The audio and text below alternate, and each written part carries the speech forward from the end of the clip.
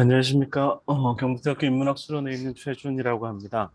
어, 사실은 이제 딥러닝이라는 최근에 그 주요 소재로 논의되고 있는 방법론 혹은 뭐 그 자체가 연구 대상이 되는 부분에 대해서 깊이 있게 알지 못하는 연구자로서 이렇게 토론을 임한다라는 게 영광이기도 하고 또 살짝 사실 걱정이 되기도 합니다.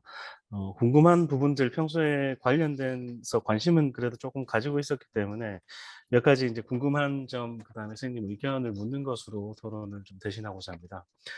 먼저 이제 첫 번째는 선생님께서 말씀하신 대로 이제 딥러닝이 언어학 연구 기존의 이제 전통적인 클래식한 언어학 연구, 뭐 국어학 연구나 국문학 연구에 별로 그 기여하는 바가 크게 많지는 않을 것이다라는 부분에도 공감을 하고요. 그다음에 또 뭐 예를 들어 언어학 영역에서 북한에서 생각을 해 보면 언어학 영역이 딥러닝에 또 기여할 수 있는 바도 어느 정도 제한성이 있다라는 부분, 뭐 그런 그 기술에도 어느 정도 공감을 합니다. 예를 들면 뭐 선생님께서는 이제 도메인 지식과 관련된 부분에서 조금 더 강조를 논문에서 발표문에서 해 주셨는데, 근데 딥러닝이라는 개념, 뭐 클래식한 기계 학습과 사실 이제 딥러닝의 차이에 대해서 제가 정확하게 완전하게 그 모호성을 해소할 만큼 인식을 하지 못한 부분 때문에 이런 질문을 드릴 수도 있는데, 음 제가 생각했을 때 그냥 그런 이제 기계 학습이라든지 혹은 쪼끔 더 심층적인 이제 딥러닝 분석에서 한국어 같은 경우 기본적인 의미 단위를 혹은 언어 단위에 대한 탐색을 어떻게 설정할 것인가에 따라서 사실은 그 결과물의 질에도 분명히 영향이 저는 있을 것이라고 생각을 하는데, 데이터를 이제 건드리지 않는다라는 게 딥러닝의 만약에 인제 기본적인 전제라고 하면 사실 이 질문도 이 의견을 여쭙는 것도 별로 유효하지는 않다고 생각을 합니다.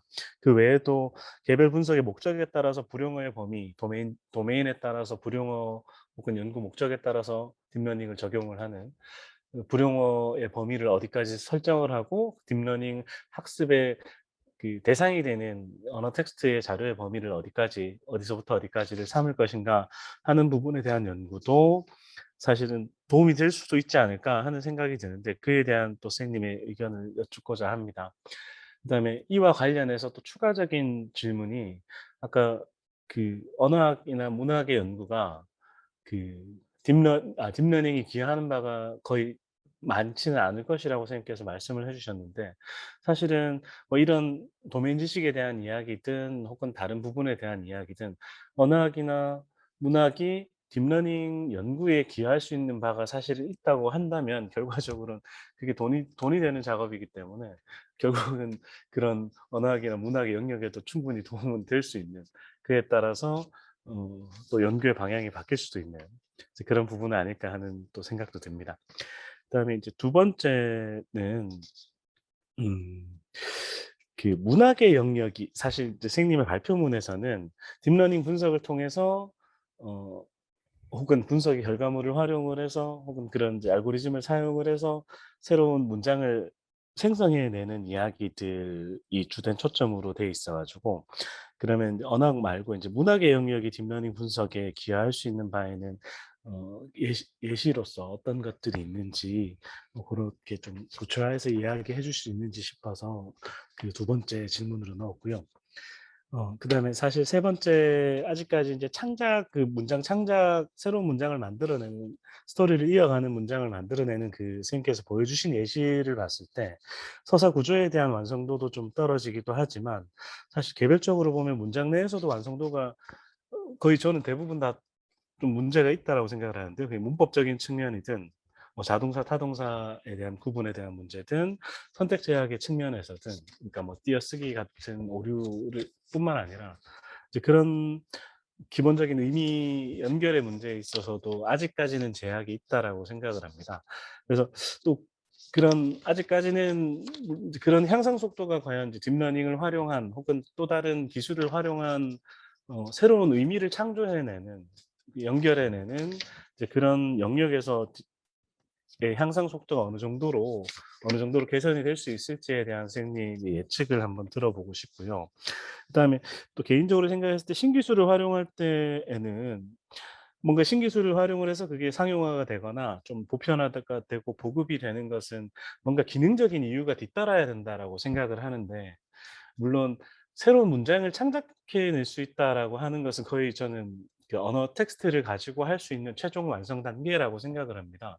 근데 완성 단계에 해당을 하지만 사실 그게 과연 기능적인, 그러니까 물론 그 과정 속에서 얻어지는 것이 기능적이라서 추구를 하는 것일까? 바둑을 과연 뭐 이세돌이를 이긴다고 해서 그게 기능적이지 않지만 이제 시도하듯이 그런 부분에 해당하는 건지, 아니면 이게 뭔가 이제 기능적인 이유가 있어서 이런 것들을 시도하는 것인지, 이제 문학의 영역까지 이제 걸쳐 가지고 네, 이상으로 토론을 마치도록 하겠습니다. 네. 어, 제 선생님 감사합니다. 제가 한 15분 정도나 남은 것 같은데요. 네, 간단하게 일단 답변을 드리도록 하겠습니다.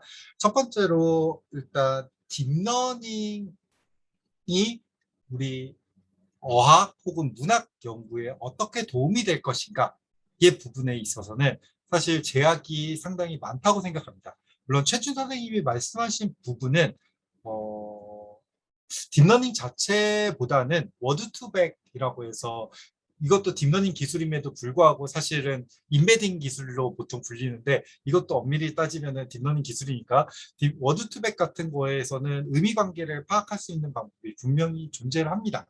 네, 존재하죠. 하지만 그 기본적인 작동 원리가 공기어 분석과 크게 다르지 않으며 그럼에도 불구하고 워드2백의 기본적인 절차, 과정은 또 알기가 어려운 측면이 있습니다. 물론 기본적인 뭐 윈도우라든지 그 관련 옵션, 범위 설정이나 이런 거는 할 수 있는 여지가 있지만 그럼에도 불구하고 그 중간 과정을 하나하나 찾아볼 수 없다는 한계, 다시 말해서 블랙박스의 한계가 엄밀히 존재하기 때문에 제한적인 아예 못 쓴다는 건 아닙니다. 저도 딥러닝 방법을 통해 가지고 장르 분류 문제에 대해서 접근을 했다시피 제한적인 영역에서는 사용할 수 있지만 그 과정이 필요한 연구에 대해서는 사실 대다수의 연구가 그렇죠. 과정이 왜 이렇게 나왔냐, 어떤 형태소가 핵심이었냐, 어떤 형태소와 어떤 형태소의 조합이 핵심이었냐, 이렇게 좀 설명할 수 있어야 되는데 설명이 안 되다 보니까 그런 한계가 있다고 생각이 되고요. 거꾸로 저희 어학, 문학 연구가 어떻게 딥러닝에 도움이 되느냐에 대해서 최준 선생님이 제가 생각하지 못했던 핵심을 말씀해 주셨네요. 네, 그렇죠. 그게 돈이 되면은 인문학 연구에도 도움이 되죠. 네. 그런 측면에서 생각을 해보면 사실 모든 어학 데이터는 다 도움이 됩니다. 기계가독형, 컴퓨터가 읽을 수 있는 수준에서 있는 모든 데이터, 어학이든 문학이든 모든 데이터는 다 도움이 됩니다. 무조건. 그런데 여기에 한 가지 차이만 있다고 생각이 됩니다. 저는. 뭐냐? 어, 데이터의 양, 질, 혹은 공개 뭐 다 중요합니다. 근데 그것보다 더 중요한 거는 현실적인 활용성 부분입니다. 예를 들어서 선생님이 예로 들으신 개별 분석 목적에 따른 불용어 범위, 네, 되게 중요하다고 생각됩니다. 근데 현실적으로는 안 쓸 것 같습니다. 네이버나 이런 데에서는. 왜냐하면 그거 일일이 하느니 그냥 때려 넣어가지고 필요 없는 거 그냥 통계적으로 그냥 다 빼버릴래, 이렇게 갈 것 같습니다. 근데 거꾸로 요거 불용어하고는 조금 다른 개념이긴 하지만 혐오 표현을 모아놓은 데이터가 있다. 이건 쓸 데가 있죠. 현실적으로. 구체적으로 혐오 표현도 다양한 분류가 가능할 겁니다. 이런 것들. 그렇게 현실적인 부분하고 맞닿을 수밖에 없다고 생각합니다. 그래서 저는 그게 오히려 더 문제라고 생각하고, 그래서 현실적이지 않지만 반드시 민족 문화 창달에 필요한 거, 이런 거를 좀 더 강조했지만 최준 선생님 말씀처럼 돈 되는 거 하는 것도 인문학에게 분명 도움이 되죠. 네. 그리고 아까 전에 이제 문학 쪽에서는 구체적으로 어떤 게 필요하냐, 사실 발표 때 말씀드렸다시피 데이터를 토대로 하는 연구, 모든 연구가 다 딥러닝에 도움이 됩니다. 그리고 구체적으로 좀 더 딥러닝 창작에 한정시킨다면 서사 구조, 그 서사 구조가 모티브에 연결이 될 수도 있고 캐릭터성이 될 수도 있고 뭐 텍스트가 있고 뭐 남자 여자 캐릭터 혹은 캐릭터 주동적 수동적 캐릭터 혹은 뭐 다양한 캐릭터 유형들을 설정해서 그 캐릭터 유형에 맞는 대사들 이런 거 같은 경우는 현실적으로 도움이 됩니다. 왜냐하면 지금 현재 선생님들이 한 번 정도는 써보셨을 빅스비나 쉬리나 구글 같은 거 있지 않습니까? 보이스 거기에서는 다 그 말하는 그 기계 쉬리라든지 걔네들은 다 페르소나를 지정을 합니다. 다시 말해서 캐릭터성을 다 설정해 놓고 있습니다. 대답하는 유형을 그 캐릭터성에 맞춰가지고 대답을 하고 있습니다. 근데 그거는 어떻게 보면은 단조롭고 지금 맨날 지적 나오는 게 맨날 여자만 하냐, 여자만 답변하냐, 남자는 답변 안 하냐 이런 얘기도 많이 나오잖아요. 그러니까 사용자의 맞춤형으로 다양한 캐릭터성을 표현해 줄 필요가 있어지고 그거는 지금과 같이 전문가들이 모여가지고 페르소나를 설정해 주는 게 아니고 자동적으로 돼야 되는데 그럴 때는 그런 게 유의미하겠죠. 네. 캐릭터성만 봐도 뭐 그 외에도 배경이나 뭐 다른 것도 여러 개 있을 겁니다. 그런 게 데이터로 만들어져 있다면 분명히 도움이 됩니다. 그리고 이제 세 번째 시하고 문장. 네, 저는 문학도가 아니기 때문에 제 능력 한계에서는 완성도가 있어 보입니다. 근데 제가 지금 예시로 화면에 보여드린 거는 조금 간단한 예시였고 그 외에 아래쪽에 제가 인용했던 한시라든지 소네트라든지 이쪽 결과를 보면은 실제 사람 평가를 해보면 사람이 한 거하고 큰 차이가 없다고 평가가 됩니다. 블라인드 테스트를 해보면 완성도에서 특히 C 같은 경우는 왜냐하면 처음부터가 워낙 뛰어넘는 게 많아서 그래서 그런 측면에서 한번 생각을 해보면 일단 요거 하나 아까 알파고를 얘기하셨는데 사실 알파고가 나오기 전에도 저도 바둑을 조금 취미로 두거든요. 저는 컴퓨터를 못 이겼습니다. 알파고가 나오기 전에도. 여기 바둑 두시는 분들은 다 아실 겁니다. 그전에도 나는 못 이겼어 어차피. 그러니까 이게 말하는 게 뭐냐면 문학 창작은 아까 말씀하셨다시피 최종 목표가 될 겁니다. 문학 창작이라는 게. 어떻게 보면 최고의 이상향이죠. 인간한테도 최고의 이상향이니까요.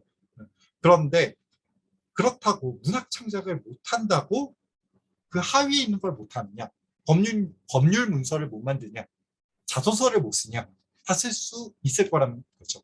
문학 작품을 못 만들어도. 그것도 누구보다 잘할 수 있느냐? 일반인보다.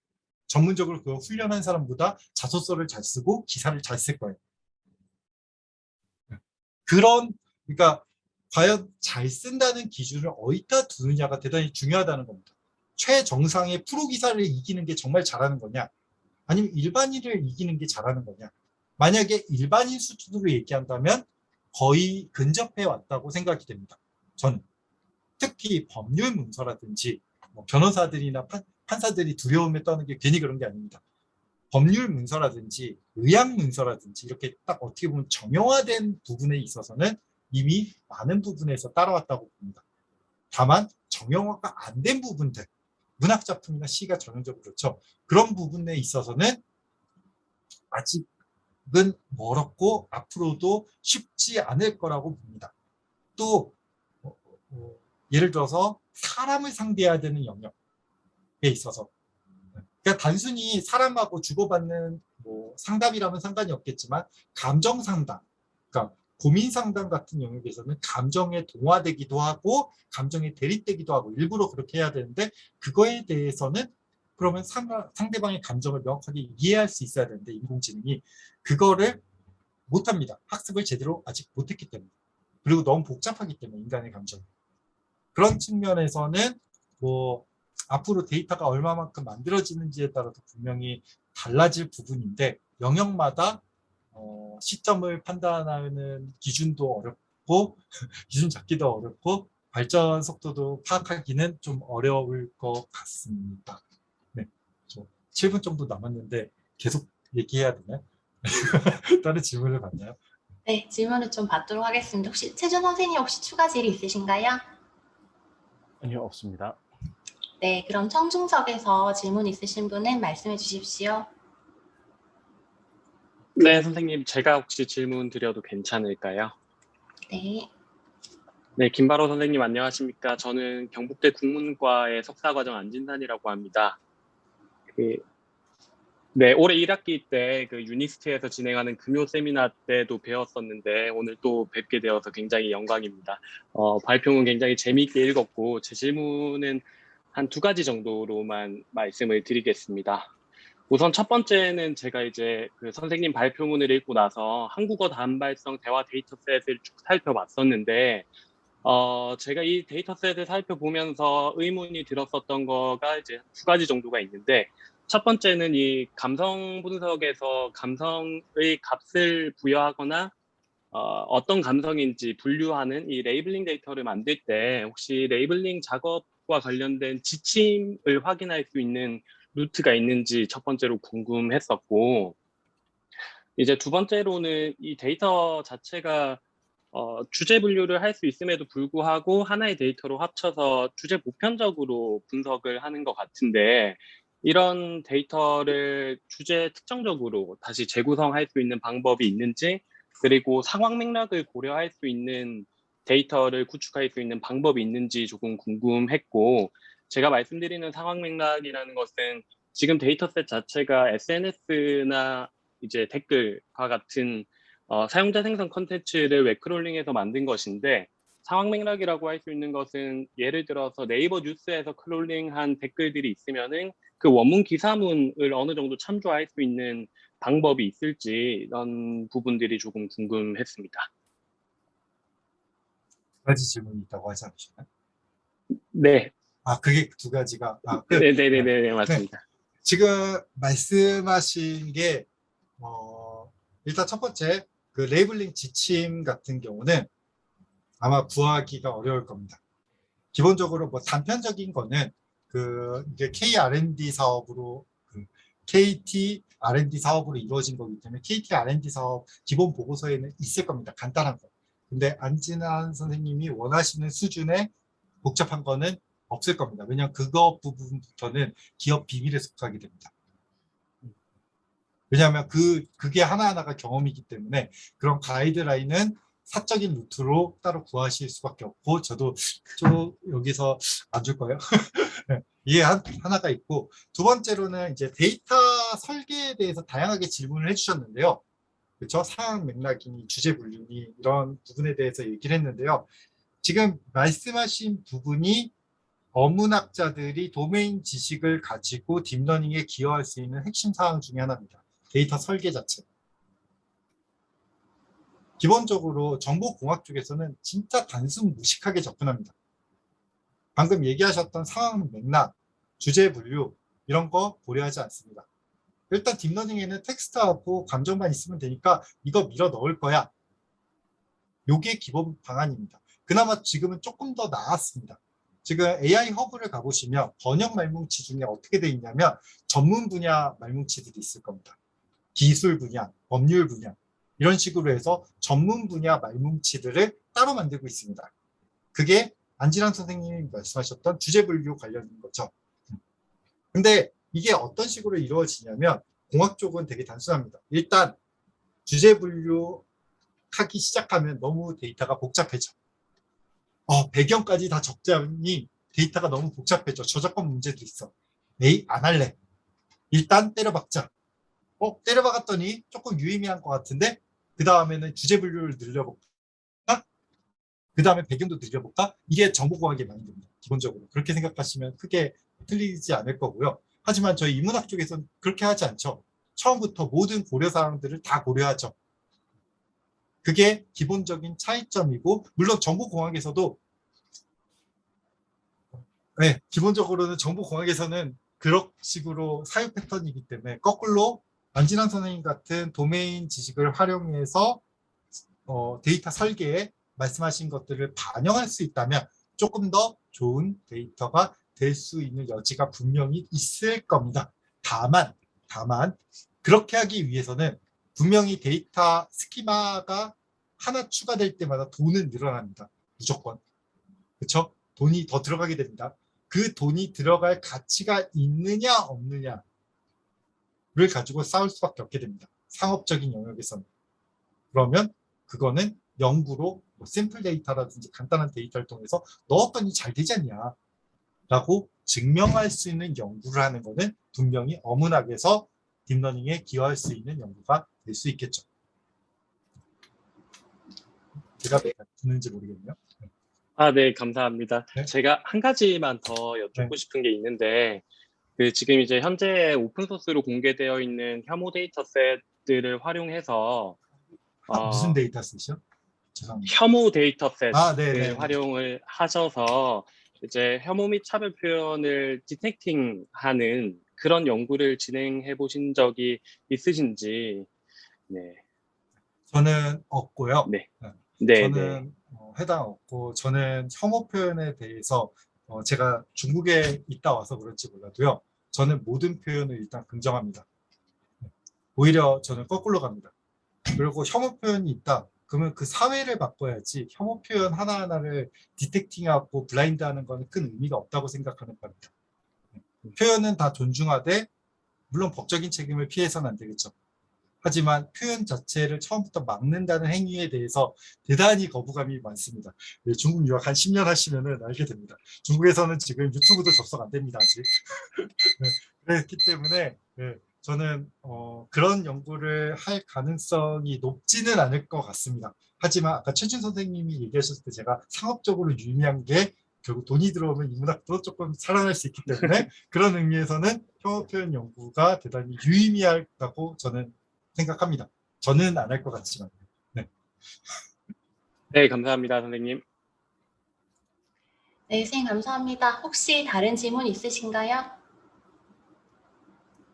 네, 그럼 발표를 해주신 김바로 선생님과 토론을 맡아주신 최준 선생님 감사드립니다. 네, 감사합니다.